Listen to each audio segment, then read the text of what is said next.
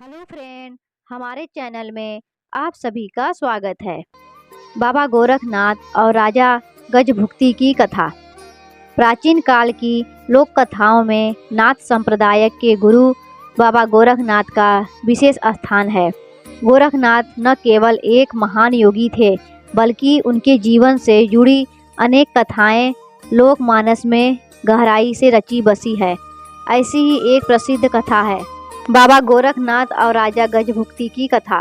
यह कथा मध्यकालीन भारत की है, जब अनेक राज्यों में छोटे छोटे राजा शासन करते थे।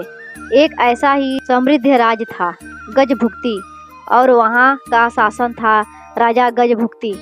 वह अत्यंत पराक्रमी, विद्वान और धर्मपरायण राजा था, किंतु उसमें एक अहंकार भी था कि उसके राज्य में कोई उससे बड़ा नहीं है। वह अपने बल, धन और वैभव पर अत्यधिक गर्व करता था। उधर गोरखनाथ जी तपस्वी जीवन जीते हुए देश भर में भ्रमण कर रहे थे। वे योग साधना और भिक्षाटन के माध्यम से जन जन को धर्म, तप, संयम और भक्ति का मार्ग दिखा रहे थे।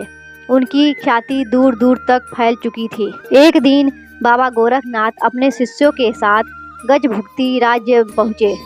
उन्होंने नगर के बाहरी क्षेत्र में एक बगीचे में डेरा डाला और वहीं पर आसन जमाकर तप करने लगे। उन्होंने कुछ शिष्यों को नगर में भिक्षा के लिए भेजा।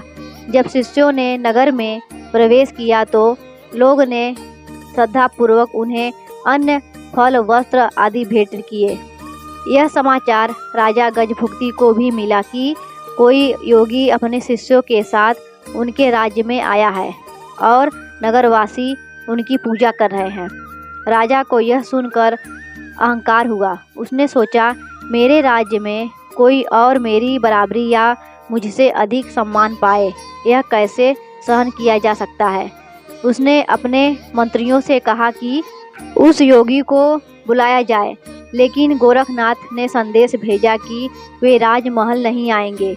यदि राजा को कुछ पूछना है तो स्वयं आए। यह सुनकर राजा का क्रोध बढ़ गया, परंतु वह गोरखनाथ की प्रसिद्धि से भी भली भांति परिचित था, अतः वह स्वयं उनके पास गया।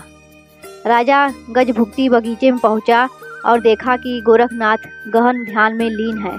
कुछ समय प्रतीक्षा करने के बाद गोरखनाथ ने आंखें खोली। राजा ने उन्हें प्रणाम किया और कहा, हे योगी राज, आप बड़े तपस्वी हैं, किंतु मेरे राज्य में आने से पहले आपसे आज्ञा लेनी चाहिए थी।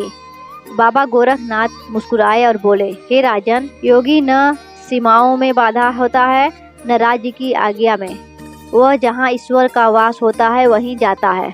राजा को यह उत्तर नागवार गुजरा। उसने कहा, आप चाहे जितने भी सिद्ध हो, किंतु यह मेरा राज्य है और यहाँ मेरी ही आज्ञा चलती है। आप यदि अपनी सिद्धियाँ दिखाना चाहते हैं तो मैं भी कुछ कम नहीं हूँ। बाबा गोरखनाथ बोले, राजन, अहंकार मनुष्य का सबसे बड़ा शत्रु है। योग की शक्ति त्याग, भक्ति और सेवा में है, न कि प्रदर्शन में। लेकिन राजा नहीं माना। उसने बाबा गोरखनाथ को चुनौती दी कि यदि वो सच्चे योगी हैं तो वह उसे अपने चमत्कारों से प्रभावित करे।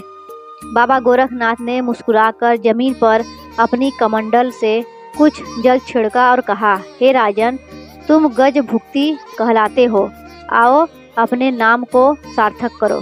यह कहते ही राजा के शरीर में कंपन होने लगा। देखते ही देखते राजा का शरीर हाथी के समान विशाल होने लगा और फिर वह सचमुच एक हाथी में परिवर्तित हो गया। राज्य के सभी मंत्री, सैनिक और सेवक भयभीत हो गए। राजा अब गज हाथी बन चुका था और चिघाड़ता हुआ बगीचे के पेड़ों के बीच दौड़ने लगा। उसने अपने होश खो दिए थे। कुछ ही समय बाद बाबा गोरखनाथ ने शांति से बैठकर फिर से कुछ मंत्र पढ़े और जल छिड़का। तब राजा की चेतना लौटी और उसने अपने रूप में लौटने की विनती की। बाबा गोरखनाथ ने कहा, हे राजन, अब क्या तुम्हारा अहंकार शांत हुआ, या अब भी तुम सोचते हो कि राज्य, वैभव और बल से बड़ा कुछ नहीं है।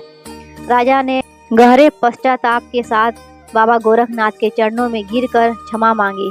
उसने कहा, कि हे महायोगी, मैंने अपने गर्ववश आपके तप की अवहेलना की। आपने मुझे सच्चा ज्ञान दिया। मैं अब समझ गया हूँ कि सच्ची शक्ति भक्ति, विनम्रता और सेवा में होती है। बाबा गोरखनाथ ने राजा को पुनः उसका मानव रूप प्रदान किया और अब एक बदला हुआ व्यक्ति था। अहंकार से रहित, ज्ञान और भक्ति से युक्त उसने राज्य में बाबा गोरखनाथ के लिए एक आश्रम बनवाया और उनका आदरपूर्वक स्वागत किया।